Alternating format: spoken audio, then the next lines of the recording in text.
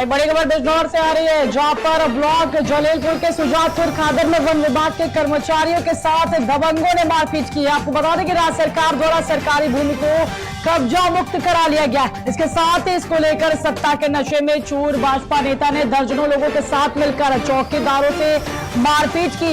वही कहा जा रहा है कि भाजपा नेता लगातार वन रेंजर को धमकी दे रहे हैं। गंगा घाट की भूमि को कब्जा मुक्त कराया गया है, जिसमें कुछ जमीनों पर फसल होने की वजह से उनको समय दिया गया था। इसके साथ ही दबंगई करते हुए वन विभाग के चौकीदारों को भाजपा नेता के गुर्गों ने पीटा है। सूचना पर पहुंची पुलिस कार्रवाई में जुट गई है। पूरा मामला बिजनौर के चांदपुर तहसील क्षेत्र के ब्लॉक जलीलपुर सुजातपुर खादर का बताया जा रहा है। तो बड़ी और खबर हम आपको बता रहे हैं जो बिजनौर से आ रही है, जहां पर कुछ जमीनों पर फसल होने की वजह से समय दिया गया था। बता दें कि भूमि को कब्जा मुक्त कराया गया है, जहां पर वन रेंजर को धमकी दी गई है। इसके साथ ही चौकीदारों से मिलकर दर्जनों लोगों ने मारपीट की है। आपको बता रहे हैं कि राज्य सरकार द्वारा सरकारी भूमि को कब्जा मुक्त करा लिया गया था। बताते चले कि इसको लेकर सत्ता के नशे में चूर भाजपा नेता ने दर्जनों लोगों के साथ मिलकर चौकीदारों से मारपीट की।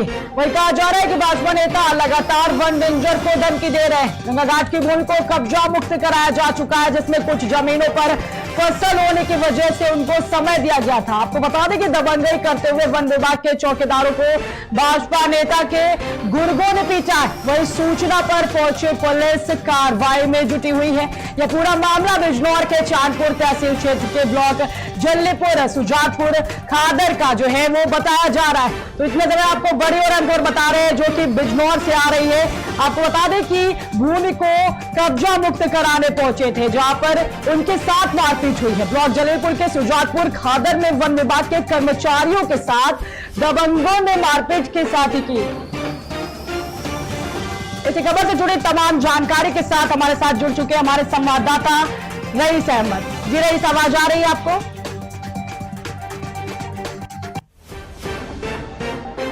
तो जैसे ही देखें कि कर्मचारियों के साथ दबंगों ने मारपीट की है। आपको बता दें कि राज्य सरकार द्वारा सरकारी भूमि को कब्जा मुक्त करा लिया गया है। इसके साथ इसको लेकर सत्ता के नशा में चूर भाजपा नेता लोगों ने दर्जनों के साथ मारपीट की। इसी खबर के साथ तमाम जानकारी से जुड़े हमारे साथ जुड़ चुके हैं हमारे संवाददाता रईस अहमद। जी रईस, आवाज आ रही है आपको? रईस, सुन पा रहे हैं आप हमें? रईस अहमद, आपको आवाज आ रही है हमारी? रईस अहमद, आपको आवाज आ रही है हमारी?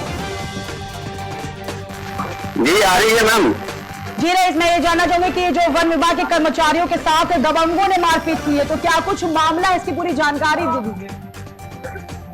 मैम देखिए, मैं आपको बता दूं कि ये सरकार और प्रशासन के आदेश अनुसार जो गौचारा और गंगा घाट की भूमि है उसको कब्जा मुक्त कराया जा रहा है, जिसको लेकर के वन रेंज अधिकारी विकास वहां पर पहुंचे और गंगा घाट की जमीन पर जो अवैध रूप से कब्जा किया हुआ था लोगों ने उससे कब्जा मुक्त कराया। लेकिन उसमें कुछ भूमि ऐसी थी जिसके अंदर फसल खड़ी हुई थी। उन फसल के होते हुए किसानों को थोड़ा समय दिया गया, जिसको लेकर राजनेता जो है इसमें एक जाति विवाद खड़ा कर रहे हैं और जातिवाद को लेकर के हंगामा कर रहे हैं, जिसमें आज वन अधिकारी जो वहाँ पे मौजूद नहीं थे लेकिन चौकीदारों के साथ में इन लोगों ने मारपीट की है। जी रईस, एक चीज और जानना चाहूंगा कि दर्जनों लोगों के साथ मिलकर जो चौकीदारों से मारपीट हुई है, इसके साथ अभी तक प्रशासन ने क्या कार्रवाई की है इसके खिलाफ? देखिए मैम, अभी लिखित में इसमें कोई तहरीर पुलिस को नहीं दी गई है और इसमें जो सूचना पुलिस को दी गई थी, पुलिस मौके पर पहुंची है, लेकिन अगली कार्रवाई का अभी तक कोई जानकारी नहीं मिल पा रही है मैम। जी जी, बहुत बहुत धन्यवाद रईस आपका। जैसे कि देखा आपने कि दबंगों ने जो है मारपीट की है, वही वन रेंजर को धमकी दी जा रही है। इसके साथ ही गंगा घाट की भूमि को कब्जा मुक्त कराया गया है, जिसमें कुछ जमीनों पर फसल होने की वजह से उनको समय दिया गया था। आपको बता दें कि दबंगई करते हुए वन विभाग के चौकीदारों को भाजपा नेता के गुर्गों ने पीटा है। वही खबर कानपुर से जहां एक अजीबोगरीब मामला सामने आया। आपको बता दें कि शमशाद के घर एक घायल तोता मिला है, जिसे तोते को डॉक्टर के पास इलाज के लिए ले जाया गया। इसके 3-4 दिन बाद तोते की मौत हो गई। वही यहाँ डॉक्टर के खिलाफ तहरीर देने शमशाद थाने पहुंच गया और पुलिस से कहा गया है कि तोते की जान ली गई, इसका पोस्टमार्टम कराया जाए। वही पेज के डॉक्टर ऐश्वर्य सिंह पर लापरवाही का आरोप लगाया गया है कि उपचार के बाद ही बेजुबान तोते की मौत हुई। बता दें कि तोता पालक ने पहले थाने में शिकायत की, फिर डॉक्टर से समझौता कर लिया। पूरा मामला कानपुर के द्वयनगर थाना क्षेत्र का बताया जा रहा है। साकेत नगर में डॉक्टर अश्वनी सिंह हैं, उनका क्लिनिक है, हम उनके पास लेके गए थे। तोता हमारे पास उड़ के आया था तो थोड़ा घायल था। हम उनके पास लेके गए कि डॉक्टर साहब इसका उपचार कर दीजिए, तो उन्होंने 1 घंटा उसको ब्लोवर के आगे खड़ा कर दिया और ब्लोवर की हीट से तोते के जो शरीर का पानी था वो पूरी तरीके से मर गया, जिसकी वजह से तोते की मौत हो गई। हमने किदवई नगर थाने में जाके तहरीर दी है, तो दरोगा जी ने कहा कि जानवर तो ये सब तोते डेली मरा करते हैं, तो हमने सर इसका पोस्टमार्टम इसका क्या होगा। इंस्पेक्टर साहब थे नहीं, सेकेंड ऑफिसर से उनकी बात हुई है और उनका नाम मुझे नहीं मालूम। आप क्या चाहते हैं, क्या कार्रवाई करें? सर न्याय मिले, और क्षेत्रीय पार्षद जी जो हैं वो दबाव बना रहे हैं कि आप इस मामले से हट जाइए, वरना आपके साथ अच्छा नहीं होगा, आपके ऊपर कार्रवाई करवा देंगे, आपके ऊपर आरोप लगा के आपको कुछ भी आपके ऊपर करा देंगे। उधर की पार्टी बड़ी मजबूत है, आपके साथ अच्छा नहीं होगा। ये क्षेत्रीय पार्षद जो हमारे बिल्लू जायसवाल जी पूर्व पार्षद हैं, उनकी मौजूदा में उनकी पत्नी पार्षद है, मगर पार्षद जी हमारे ऊपर बराबर दबाव दे रहे हैं, जिसकी रिकॉर्डिंग में मेरे पास मौजूद है। आप क्या चाहते हैं, क्या कार्रवाई चाहते हैं? अभी ऐसे झोला छाप डॉक्टरों पर अंकुश लगे और जानवरों की जो थाना गजनेर के वही खबर यूपी के कानपुर देहात से, जो पुलिस ने ढाबे पर छापेमारी कर चोरी का 2400 लीटर डीजल पेट्रोल बरामद किया। आपको बता दें कि मौके से पुलिस ने डीजल पेट्रोल से भरे 21 ड्रम समेत एक लोडर को भी बरामद किया है। इसके साथ ही ढाबा संचालक और उसके साथी को पुलिस ने गिरफ्तार कर लिया है। जो पकड़े गए आरोपी टैंकरों से डीजल पेट्रोल की चोरी कर लोडर से अन्य क्षेत्रों में सप्लाई किया करते थे। बता दें कि पूरा मामला गजनेर क्षेत्र के गाँव गोगुमऊ के पास का बताया जा रहा है। थाना गजनेर के गोगुमऊ गांव में एसपीसीएल के निकट लकी सोनकर और शिवा वाल्मीकि नाम के 2 लड़कों के द्वारा एक होटल चलाया जा रहा था। मुखबिर की सूचना पर प्रभारी निरीक्षक गजनेर और उनकी टीम के द्वारा वहां रेड की गई। रेड में 21 ड्रम बरामद हुए हैं, जिसमें से 13 ड्रम में प्रथम दृष्टया ज्वलनशील पदार्थ जो डीजल या बायोडीजल हो सकता है उसको बरामद किया गया है और मौके से दोनों युवकों को हिरासत में लेकर के पूछताछ की जा रही है। इनको थाने लाया जा रहा है और सप्लाई डिपार्टमेंट की टीम को बुलाया गया है। नियमानुसार अग्रिम विधिक कार्रवाई की जाएगी। थाना गजनेर के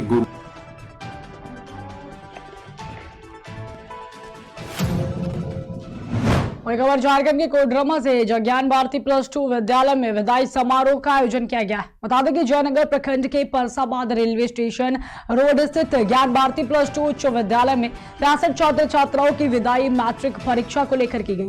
बच्चों के विदाई समारोह कार्यक्रम में जूनियर के बच्चों ने विदाई समारोह के अवसर पर कार्यक्रम प्रस्तुत किए। वहीं विद्यालय के प्रिंसिपल सह डायरेक्टर अरुण कुमार यादव ने कहा है कि विदाई की बेला एक बेटी के समान होती है।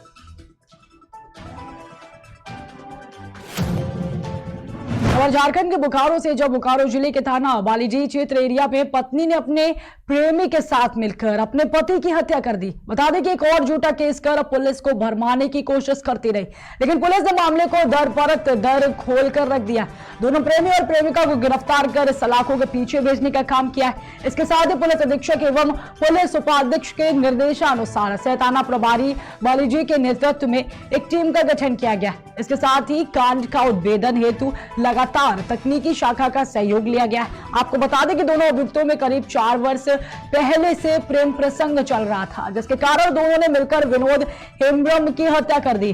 मुख्यालय डीएसपी मुकेश कुमार ने बताया है कि प्रेमी सोशल मीडिया के माध्यम से ईसाई धर्म का प्रचार प्रसार किया करता था। पुलिस पूरे मामले की गहनता से जांच पड़ताल कर रही है। ये जो लक्ष्मी देवी जो इस केस की वादनी है, उनका लगभग 5 साल पहले लव मैरिज हुआ था। वादनी लक्ष्मी देवी भी क्रिश्चियन को फॉलो करती है और जो इसका मृतक है विनोद हेम्ब्रम वो सरना से फॉलो करते थे। दोनों में लव मैरिज में शादी हुआ। शादी करने के बाद लगता है दोनों में कुछ डिस्प्यूट हुआ, तो ये एक जो धन प्रचार प्रसार करते हैं विनोद, उनका नाम है रोशन भारती। रोशन भारती के साथ इनका नाम फिर चला, जो कि क्रिश्चियनिटी का धन प्रचार करते हैं। और इसी क्रम में दोनों के बीच में इतना संबंध बन गया कि जब ये ड्यूटी जाते थे उसके एब्सेंस में घर पे आ जाते थे। और जब उसने ऑब्जेक्शन शुरू कर दिया विनोद हेम्ब्रम ने कि आप तुम्हारा उसके साथ अवैध संबंध का, दोनों ने प्लान करके विनोद हेम्ब्रम को हत्या करने का प्लान बनाया। हत्या करके वो मुजफ्फरपुर भाग गया, जिसको हम वहाँ से सभी वहाँ से पकड़ के लाए। पूछताछ करने से आपकी सारी बातें क्या क्या बरामद हुआ। वो जो चाकू जो था जिससे उसे हत्या कर, वो बरामद हो गया। इसकी गिरफ्तारी के बाद वही जाकर बरामद कराया रेलवे स्टेशन के पास जहाँ वो फेंक दिया था। और वो जहाँ से खरीदा उसका जो हम स्टेटमेंट कराएंगे, जिस दुकान से उसका खरीदा है चाकू, उसका स्टेटमेंट करा के डायरी में लाएंगे। उसके अलावा जो घटनास्थल से एक साइकिल गायब हो गया था जो विनोद हेम्ब्रम का था, वो बताया कि वो स्टेशन पे रेलवे से मुजफ्फरपुर पहुँचा दिया है, तो उसको हम लोग भेज दिया। मुजफ्फरपुर से बरामद करके लाने का प्रयास कर रहे हैं। ये जो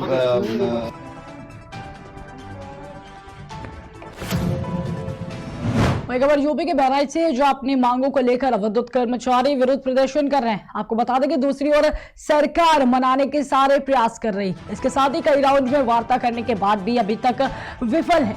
एक तरफ जहां सभी कर्मचारियों ने 72 घंटे की हड़ताल की घोषणा कर दी है, तो दूसरी तरफ सरकार के ऊर्जा मंत्री अरविंद शर्मा ने विद्युत कर्मियों से अपील की हड़ताल कार्य बहिष्कार छोड़कर सरकार का सहयोग करें। इनके साथ ही सभी विद्युत कार्मिक ऊर्जा परिवार के अभिन्न अंग हैं। उन्होंने कहा कि परिवार का मुखिया होने के नाते सुख दुख में हमेशा आपके साथ हूं। विद्युत संगठनों में हुए समझौते पर काफी कार्य किया गया है। विद्युत संगठनों का रोज एक नया मुद्दा उठाना हित में नहीं है। वही वर्तमान महीना राजस्व वसूली के लिए महत्वपूर्ण है। श्रमिकों का कहना है कि बिना मांग पूरी नहीं हटेंगे नहीं। अगर किसी भी जिले में किसी श्रमिक को गिरफ्तार किया गया है तो हम जेल भरो आंदोलन की शुरुआत करेंगे।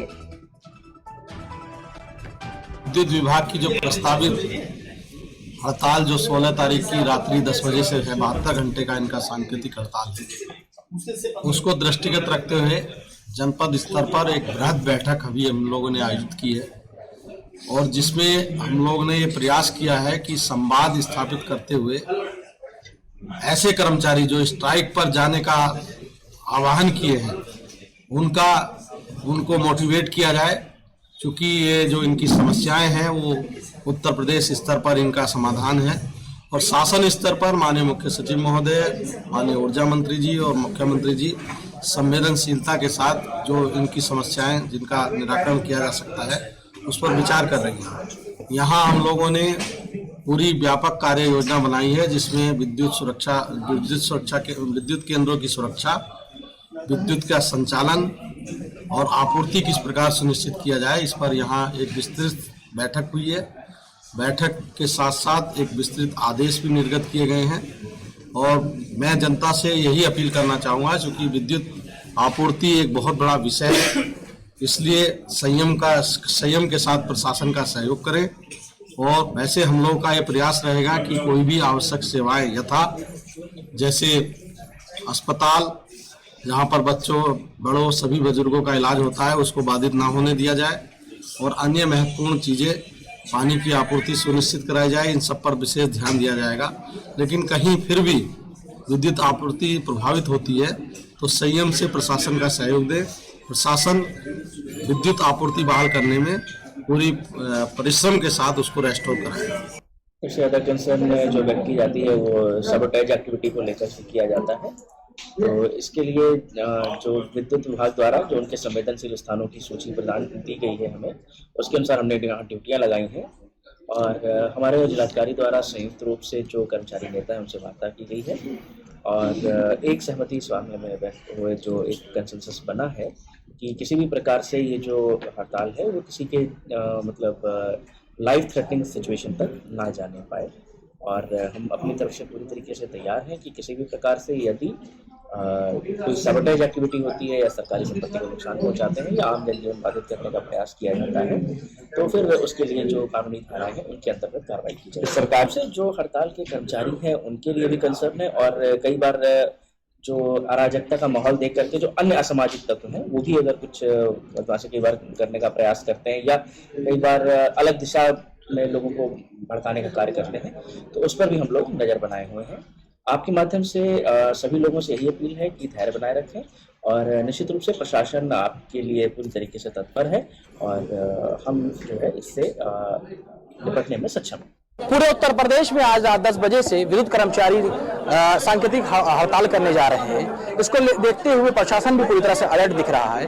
वहीं आज बहराइच में हम मौजूद हैं और यहाँ पे विद्युत भवन में काफी संख्या में विद्युत कर्मचारी मौजूद हैं जो कि अपनी मांगों को लेकर के धरना प्रदर्शन कर रहे हैं। वहीं आज रात 10 बजे से ये विरोध प्रदर्शन है वो हड़ताल में बदलने जा रहा है। इनसे आज हमारे साथ में यहाँ के जो अध्यक्ष हैं इनसे बात करेंगे किस तरह से ये अपनी विरोध दर्ज कराएंगे किन मांगों को लेकर के। अध्यक्ष जी, आज आप लोग विरोध प्रदर्शन कर रहे हैं और आज रात 10 बजे से ये हड़ताल भी शुरू होने जा रही है 72 घंटे की, क्या वजह है, क्या किस तरह से सरकार से वार्तालाप चल रही है? हम लोगों की हमारे केंद्रीय नेतृत्व के माध्यम से सरकार के प्रतिनिधियों के साथ में 3 दिसंबर को वार्ता हुई थी, लेकिन उस पर आज तक लगभग 3 माह बीत जाने के बावजूद भी कोई अमल नहीं किया गया है। उसी के लिए हम लोग आज यहाँ पे कार्य बहिष्कार शुरू किए हैं और आज रात 10 बजे से हम लोगों की 3 दिन की सांकेतिक हड़ताल होने वाली है। अगर हमारी मांगे 3 दिन के बाद भी नहीं मानी जाती हैं तो हम लोग अनिश्चितकालीन हड़ताल पे चले जाएंगे और जेल भरो आंदोलन भी कर सकते हैं।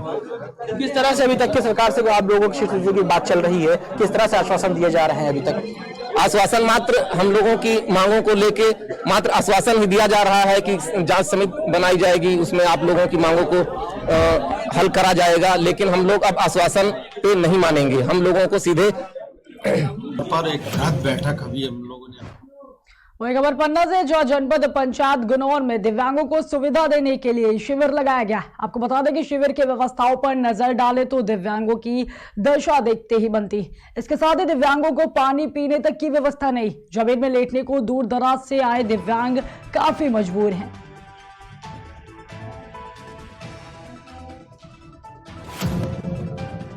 खबर यूपी के हापुड़ से, जहाँ तहसील गढ़मुक्तेश्वर के गांव कपूर में सरकारी विद्यालय के अंतर्गत राजवाहे के कारण पटरी टूट गई, जिसके कारण किसानों के फसलों को भारी नुकसान की संभावना भी जताई जा रही।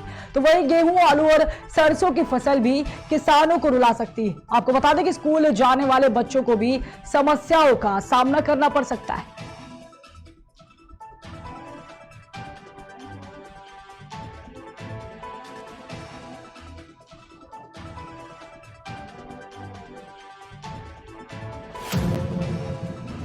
खबर प्रयागराज से, जहां पर पीड़ित परिजनों ने डॉक्टरों पर गंभीर आरोप लगाए। आपको बता दें कि सुशीला देवी गुरुवार की रात लगभग 1 बजे प्रसव पीड़ा से उत्पन्न हुई थी, जहां पे परिजन आनंद फानंद में प्रसूता को लेकर प्रयागराज हॉस्पिटल हबुसा मोड़ पहुंचे। वही डॉक्टरों ने प्रसूता की हालत देख परिजनों से सीजर डिलीवरी करने की बात कही थी। तो वही परिजनों के डॉक्टर के झांसे में आकर प्रसूता को भर्ती करा दिया गया। सीजर के दौरान महिला की हालत गंभीर होने पर डॉक्टरों ने तुरंत पेशेंट को डिस्चार्ज कर परिजनों से कहा है कि आप कहीं और लेके जाओ, हमारे यहाँ सुविधा नहीं है।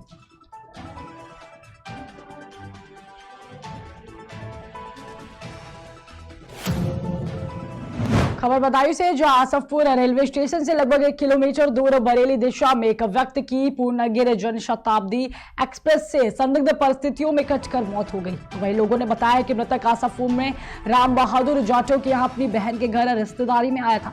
जंगल में सुनसान इलाके में संदिग्ध हालत में ट्रेन से कटकर हुई मौत को लेकर लोग तरह तरह की चर्चाएं कर रहे हैं। पुलिस घटना की जांच में जुट गई। पुलिस ने मृतक के शव को पोस्टमार्टम के लिए जिला मुख्यालय भेज दिया है।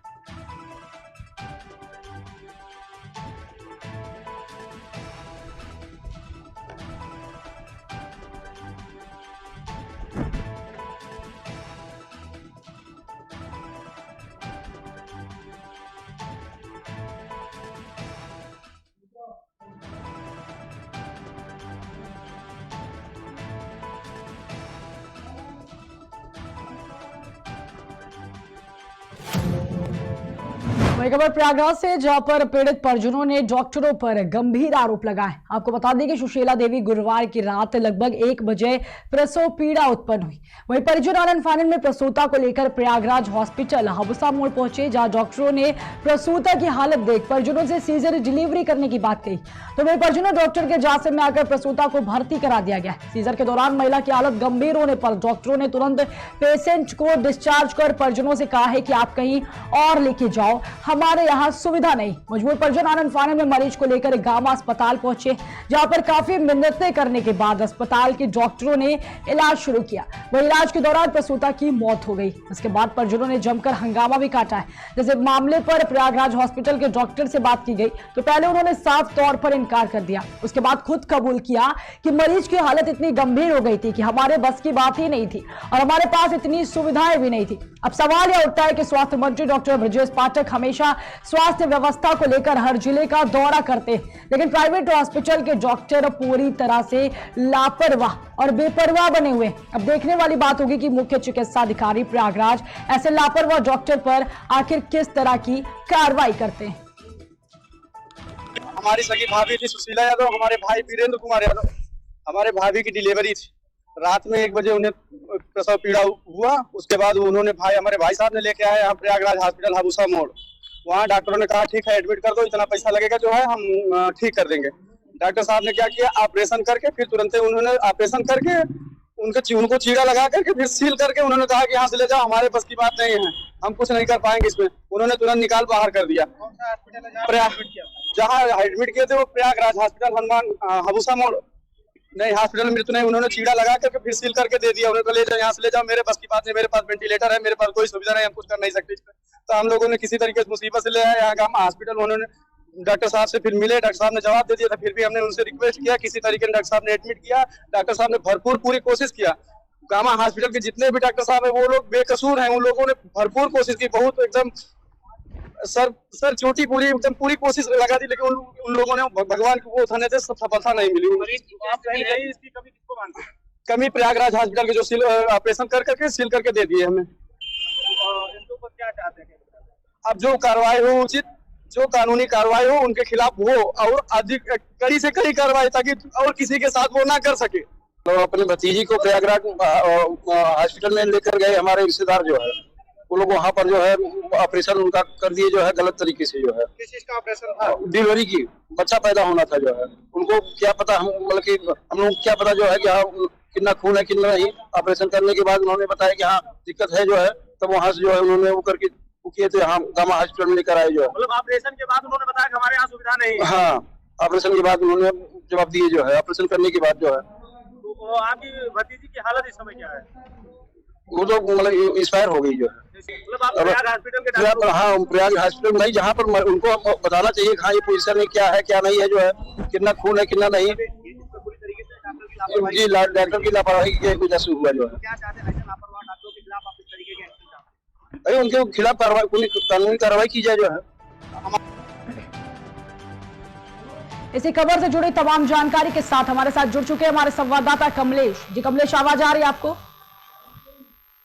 कमलेश आवाज आ रही है आपको?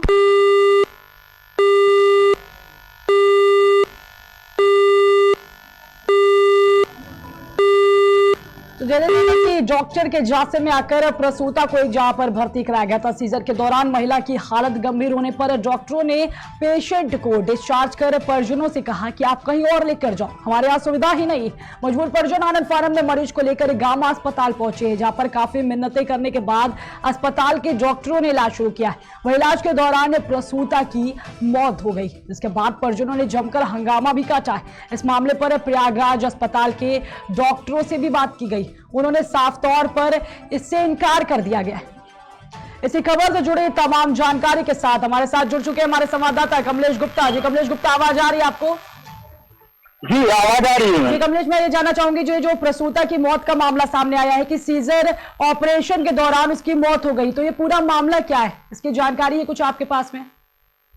इसमें मिली जानकारी के अनुसार सुशीला देवी पत्नी वीरेंद्र कुमार, जिनकी उम्र लगभग 30 वर्ष थी और ये करवाडी प्रतापपुर विधानसभा क्षेत्र की रहने वाली थी।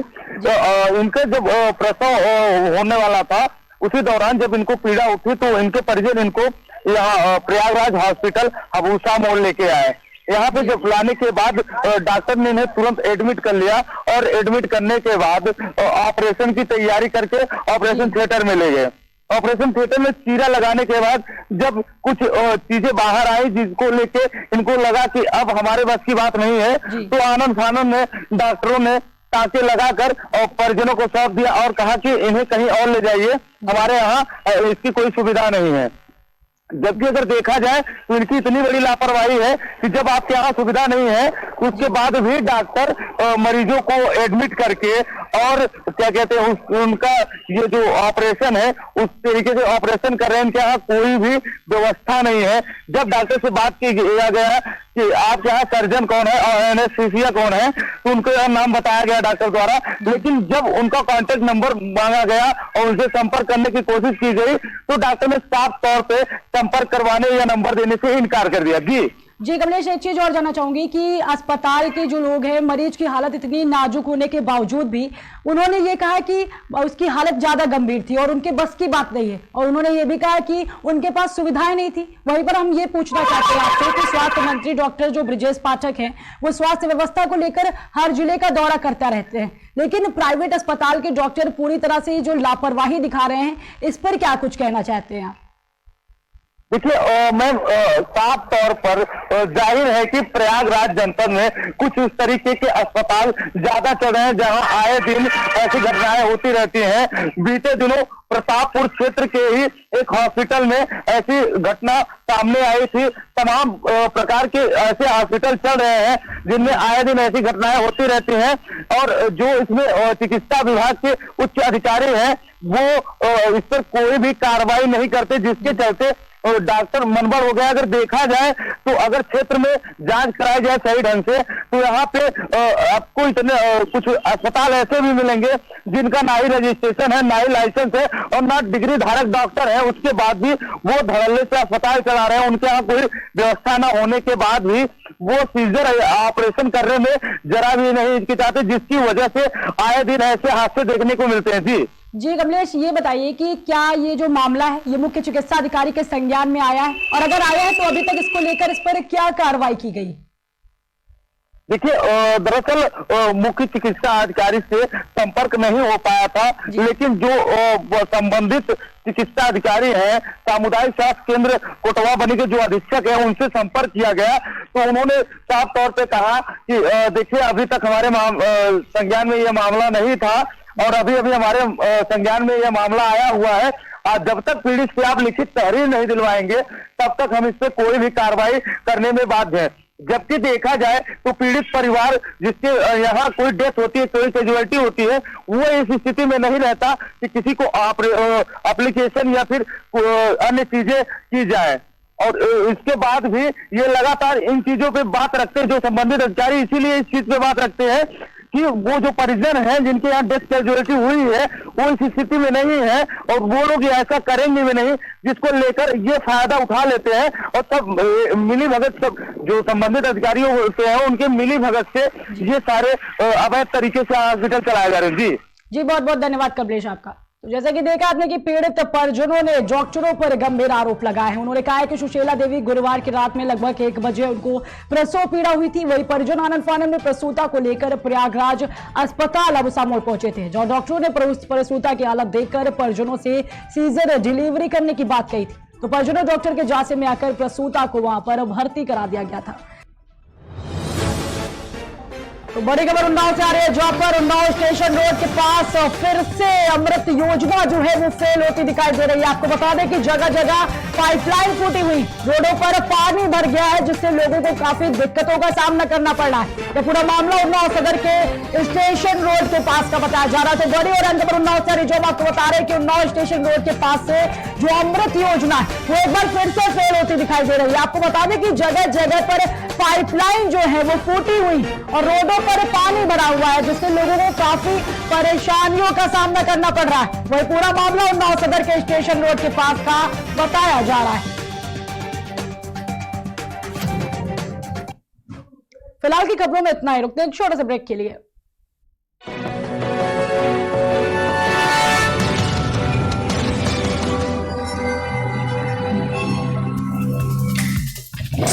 power of angel.